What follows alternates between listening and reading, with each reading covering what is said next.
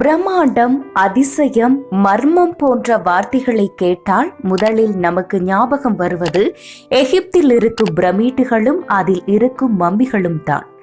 அப்படி சமீபத்தில் எகிப்தில் கண்டுபிடிக்கப்பட்ட ஒரு மம்மியானது 3500 ஆண்டுகள் பழமையானது. இதன் சவப்பெட்டியை திறக்காமலேயே அதனுள் இருக்கும் மம்மியை ஆய்வு செய்திருக்கிறார்கள் ஆய்வாளர்கள். இது பற்றிய சில சுவாரஸ்யமான தகவல்களை இந்த காணொளியில் பார்க்கலாம்.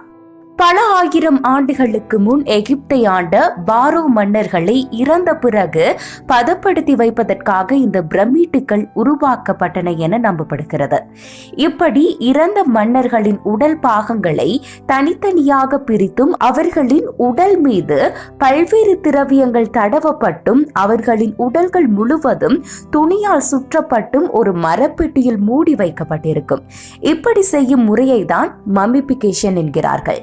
இதில் குறிப்பிடத்தகுந்த விடயம் என்னவென்றால், இறந்தவர்களின் உடல்கள் அழுகி போகாமல் இருக்க இந்த முறையை பயன்படுத்தி இருக்கிறார்கள். அதுவும் 1000 வருடங்களுக்கு முன்பே எகிப்தியர்கள் இதனை பயன்படுத்தி இருக்கிறார்கள் என்பது நம்மை வியப்பில் ஆழ்த்தக்கூடிய ஒன்றுதான்.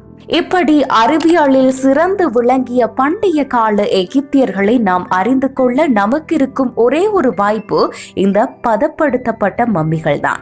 இதனை நாம் தொல்பொருள் ஆராய்ச்சியின் மூலம் கண்டறிந்து ஆய்வுகளை மேற்கொள்கிறோம்.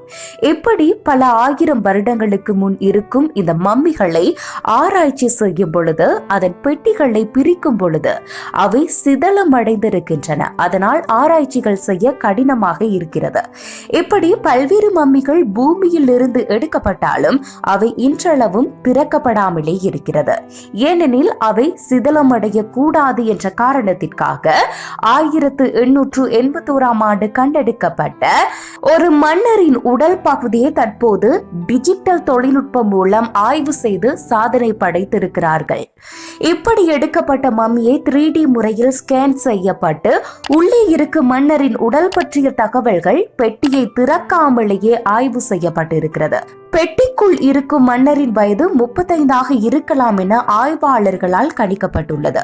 அப்படி மம்மி சுற்றப்பட்ட துணிகளுக்குள் தங்கத்தாலான கச்சை ஒன்றும் இருந்திருக்கிறது. இது 3D முறையில் ஸ்கேன் செய்யப்பட்டதால் அவரின் முகமும் ஆர்டிபிஷியலாக உருவாக்கப்பட்டிருக்கிறது. தற்போது கண்டுபிடிக்கப்பட்ட மன்னரின் இறப்பு எதனால் ஏற்பட்டிருக்கும் என தெளிவான ஆதாரங்கள் தற்போது வரை கண்டறியப்படவில்லை. இந்த மன்னர் 1504 முதல் 1525 தொடக்கம் 25 ஆண்டுகள் எகிப்தை ஆட்சி செய்ததாக குறிப்பிடப்படுகிறது. இந்த மன்னர் தனது சிறு வயதிலேயே மன்னராகி இருக்கலாம் என ஆய்வாளர்கள் கூறுகிறார்கள். அதாவது இந்த மன்னர் தன்னுடைய 14வது வயதிலேயே ஆட்சி பொறுப்பில் இருந்திருக்கிறார் என நம்பப்படுகிறது. இன்னும் தொழில்நுட்பம் வளர வளர இது பற்றிய தெளிவான தகவல்களும் அவிழ்க்கப்படாத முடிச்சுகளும் நமக்கு தெரிய வரும்.